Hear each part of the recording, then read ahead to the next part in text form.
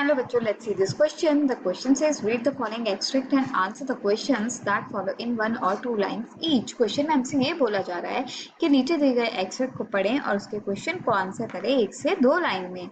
The extract is a plague of locusts would have left more than this. The hail has left nothing.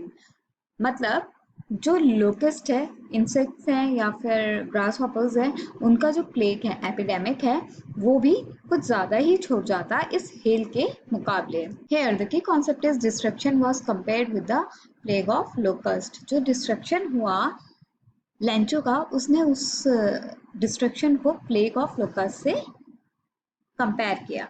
Let's read all the questions first. Number 1, who speaks these words and to whom? Second, when does the speaker utter these words? Third, why does the speaker say this? Fourth, what is the speaker's state of mind at this time?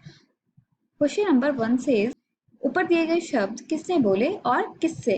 Solution to this question is Lencho. The poor farmer speaks these words to his sons. Lencho, जो कि अब एक poor farmer था, उसने ये शब्द अपने बेटों से बोले. Question number 2, speaker ने ये शब्द कब बोले?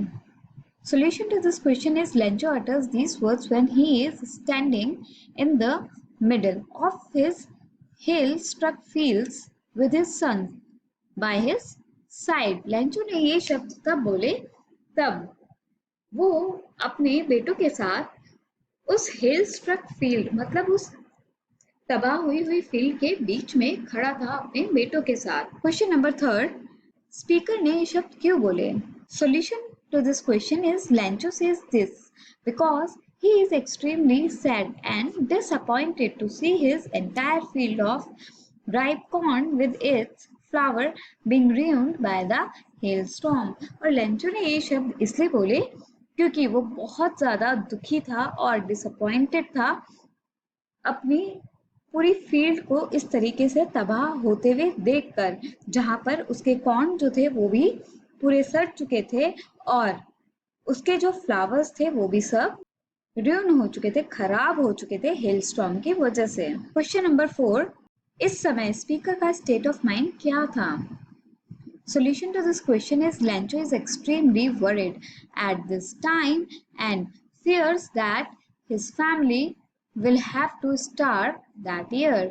और लेंचो इस समय बहुत ज्यादा चिंतित था क्योंकि उसको अब डर था कि शायद उसकी फैमिली अब भूखी ना रह जाए इस साल. I hope you understood it well. Best of luck. Thank you.